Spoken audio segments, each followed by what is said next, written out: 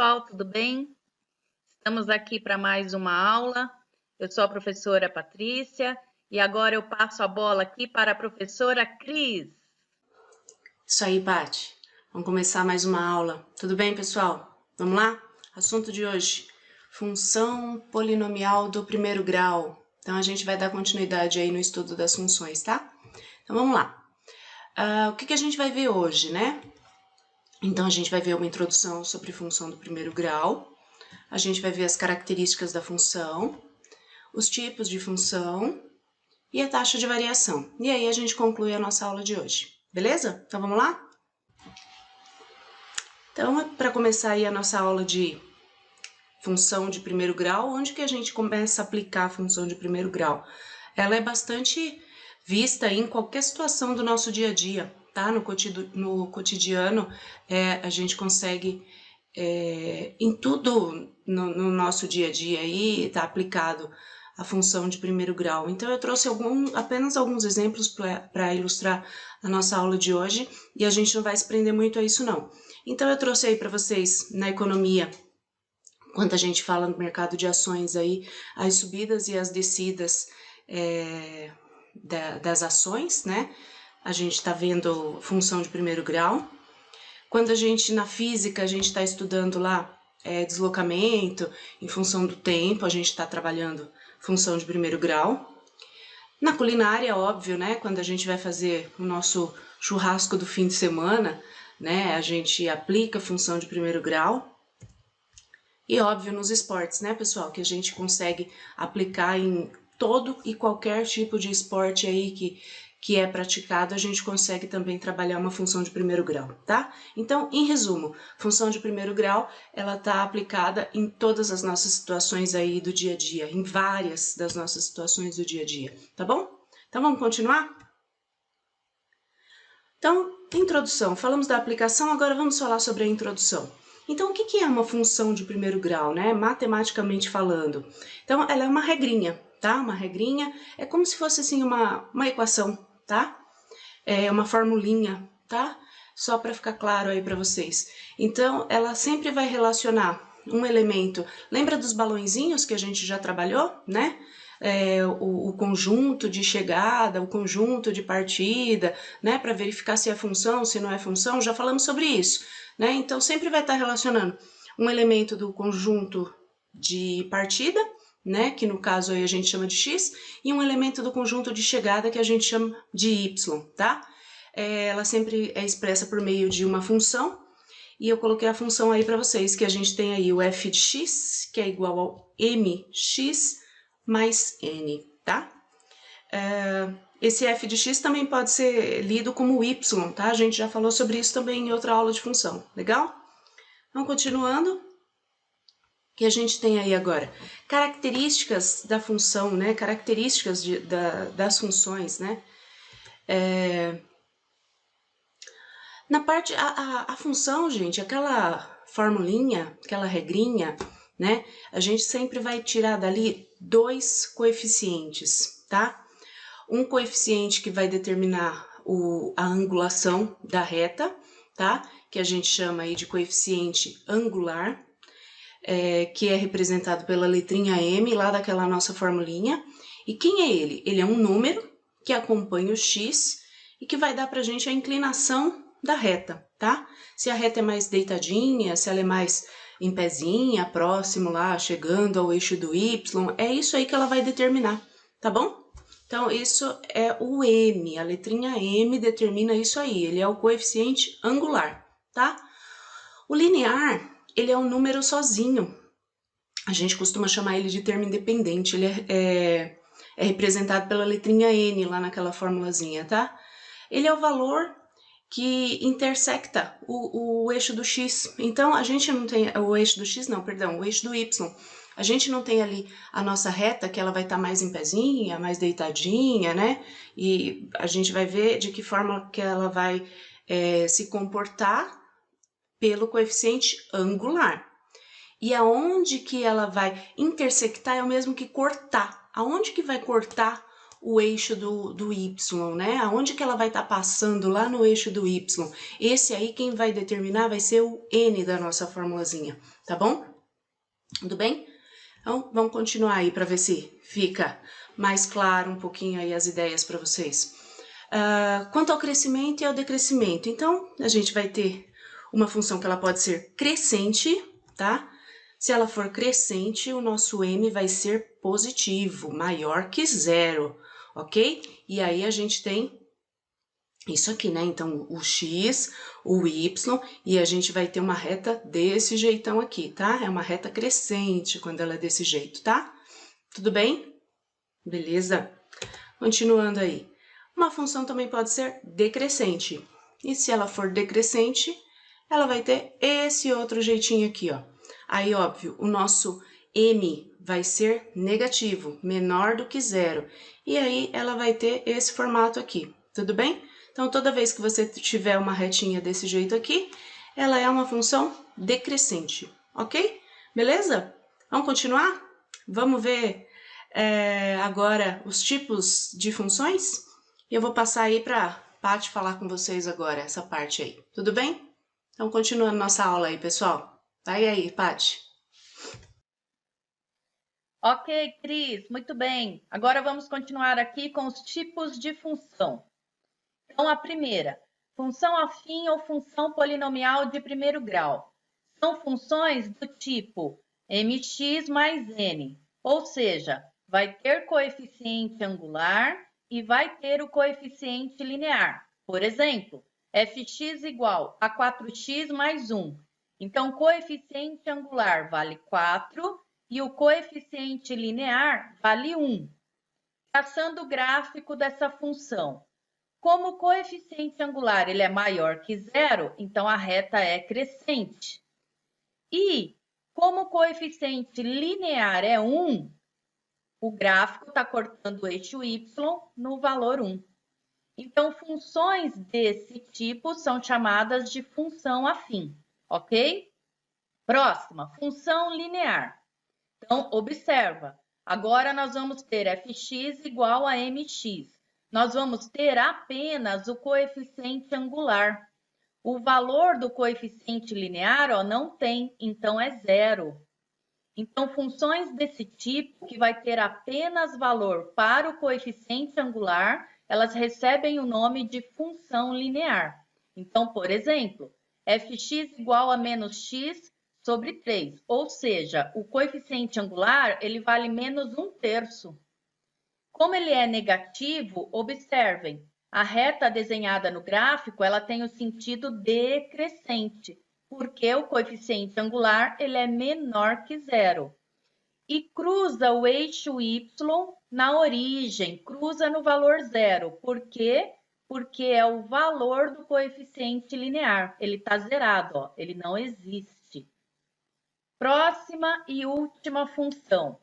Nós vamos ter apenas fx igual ao coeficiente linear. Nós vamos ter agora fx igual a um número, ao termo independente, ao coeficiente linear.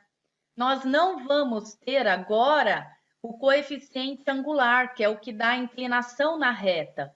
Então, funções desse tipo, elas vão ser chamadas de função constante. E aí, por ser constante, não vai ter variação, então o gráfico se desenha uma reta paralela ao eixo do x, cortando o eixo y, no valor do coeficiente linear dado aqui na função. Nesse caso, é o 2. Belezinha? Vamos ver exemplo. Então, para cada uma das funções do primeiro grau, determine os coeficientes angular e linear, se a função é crescente ou decrescente, o tipo de função, raiz ou zero da função e o esboço do gráfico. Então, primeira, é a função 4x menos 8. Então, vamos resolver. O que a gente coloca lá no coeficiente angular? É o valor que acompanha o x. Então, nesse caso, é o 4. Coeficiente linear é o termo independente ou número sozinho, então é o menos 8. Vamos analisar aqui, ó. Coeficiente angular, ele vale 4. 4 é um número maior que zero, então a função é crescente. Se ela tem valor para o coeficiente angular e ela tem valor para o coeficiente linear, ou seja, nenhum é zero, então ela é dita função afim, porque ela tem valor nos dois coeficientes. Nenhum está zerado. Raiz ou zero da função, o que seria? É aquele número que, quando eu substituo no lugar do x, multiplico por 4, subtraio 8, vai zerar a minha função. Ah, mas isso é muito fácil. Posso descobrir pelo raciocínio. Ok, quem quiser, tudo bem. Eu vou fazer minha continha. Então, eu pego a minha função e eu igualo a zero, porque eu quero achar o valor do x que vai zerar a minha função. Então, vamos isolar o x. Menos 8. Inverto aqui de membro, né? Vou inverter a operação, vai ficar 8. Isolo x. 4 está multiplicando, inverto a operação. 8 dividido por 4 dá 2. Então, 2 é o número que, quando substituído aqui no lugar do x, multiplico por 4, vai dar 8, menos 8 dá 0. É o 2 que, quando substituído na função, vai zerar essa função. Então, ele é chamado de raiz ou zero da função. Esboçando o gráfico, o que nós temos? Eu verifico o coeficiente angular, nesse caso é crescente, então vai desenhar uma reta crescente. No eixo do x, eu marco a raiz da função e não o valor do coeficiente angular. Cuidado, hein? Muitos alunos erram isso.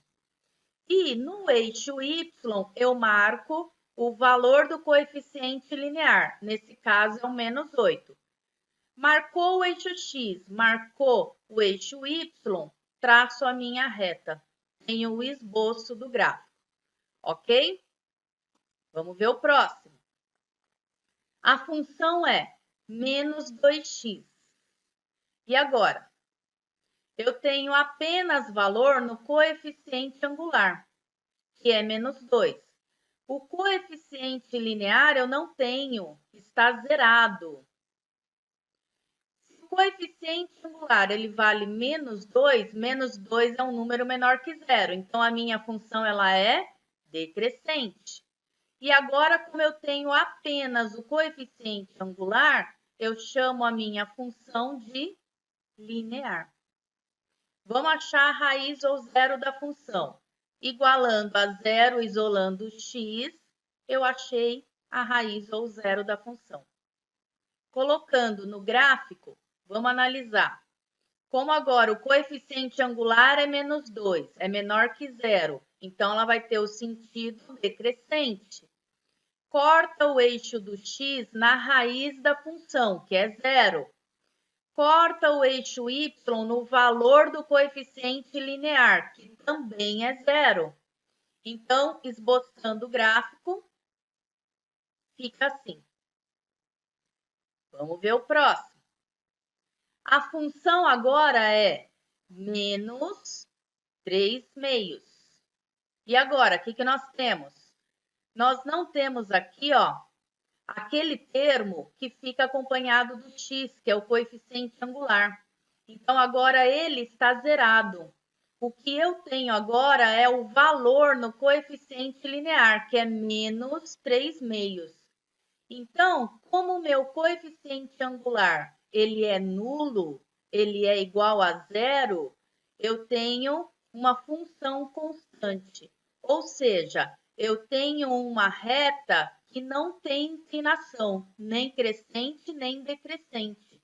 Está zerado o meu coeficiente angular. Então, agora eu tenho uma reta paralela ao eixo x. E vai cortar o eixo y no valor do coeficiente linear, que é menos 3/2. Então, toda vez que o coeficiente angular for zero, a minha reta não tem inclinação. vai dar uma reta paralela ao eixo x, cortando o eixo y no valor do coeficiente linear, menos 3/2. Ok? Agora vamos ao exemplo 2. Sabendo que f3 é igual a 2 e f1 é igual a menos 2, determine a lei da função fx igual a ax mais b.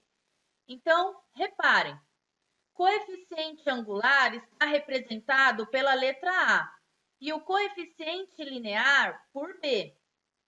Para determinarmos a lei dessa função, primeiro, temos que encontrar os valores de A e B, para substituir aqui, ó, cada um no seu lugar. E aí, o que foi dado? No enunciado, temos duas informações. O que significam? Quando eu pego esse 3 e substituo na função no lugar do x e eu resolvo essa conta, eu encontro como resultado 2. Quando eu pego esse 1 e eu substituo na função no lugar do x e eu resolvo a conta, eu encontro como resultado o menos 2. Ou seja, x é o que está entre parênteses e o resultado encontrado é o y. Então, nós montamos aqui, ó, um par ordenado. Quando x é 3, o y é 2. Nesse aqui, quando x é 1, o y é menos 2. Então, eu substituo x e y aqui nessa função. Lembrando que y é a mesma coisa que fx. Então, vamos ver como fica. Troca o x por 3. Troca o y por 2. Depois, troca o x por 1. Troca o y por menos 2. Nós obtemos aqui, ó, duas equações com duas incógnitas diferentes em cada uma delas. Para resolver isso aqui, somente por meio de sistema de equações. E aí, eu vou usar o método da adição. Então, eu vou mexer em uma das equações antes de somar. Então, eu escolhi multiplicar a minha equação aqui de baixo por menos 1. Multiplicar por menos 1 é apenas inverter sinais. Então, menos 2 vezes menos 1 dá 2. 1A vezes menos 1, menos 1A. E B vezes menos 1, menos B. Agora soma. 2 mais 2, 4. 3A tira 1A, 2A. E B menos B, zerou. Cancela. Isolando A. 2 está multiplicando, inverte a operação, vou dividir 4 por 2, que dá 2. Achei o meu A. Como eu vou achar o B? Volta aqui, escolhe A mais simples e troca o A por 2. E então, vamos achar o B. Isolando o B na equação, eu tenho 2, inverto a operação, menos 2 vai dar menos 4. Achei o meu A, achei o meu B, vamos substituir agora na função. Então, troca o A, troca o B, portanto, qual é a lei da função procurada? Fx igual a 2x menos 4. É isso aí, pessoal. Espero que tenham entendido. Agora vamos ver taxa de variação. Então, nós temos aqui o nosso plano cartesiano, marcamos o ponto A. Lembrem-se que todo ponto tem um x e tem um y. Marcamos um ponto B. Ele também tem um x e ele tem um y. Por esses dois pontos, traçamos uma reta. E nessa reta, marcamos essa inclinação, ok? Então, a taxa de variação seria o seguinte: a cada uma unidade que eu me deslocar, quanto vai variar o meu y? Então, taxa de variação é o mesmo que a inclinação da reta. E a inclinação dessa reta, nós vimos que é o mesmo que o coeficiente angular. Por isso, eu posso dizer que taxa de variação é o mesmo valor do coeficiente angular da reta. E como nós vamos encontrá-lo? Então, para tudo aí, presta atenção aqui, ó, o que eu vou fazer. Reparem o tracejado. Nós formamos um triângulo retângulo aqui. Retângulo por quê? Porque nós temos um ângulo de 90 graus aqui. Em um triângulo retângulo, nós temos a hipotenusa, que é oposto ao ângulo de 90 graus.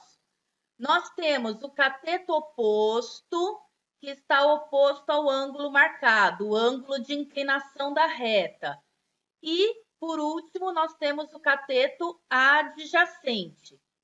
Para nós encontrarmos o valor do ângulo de inclinação, nós usamos a tangente desse ângulo. O que é a tangente? Quem se lembra? Tangente é a coca, muito bem. Então, tangente é a razão entre cateto oposto pelo cateto adjacente.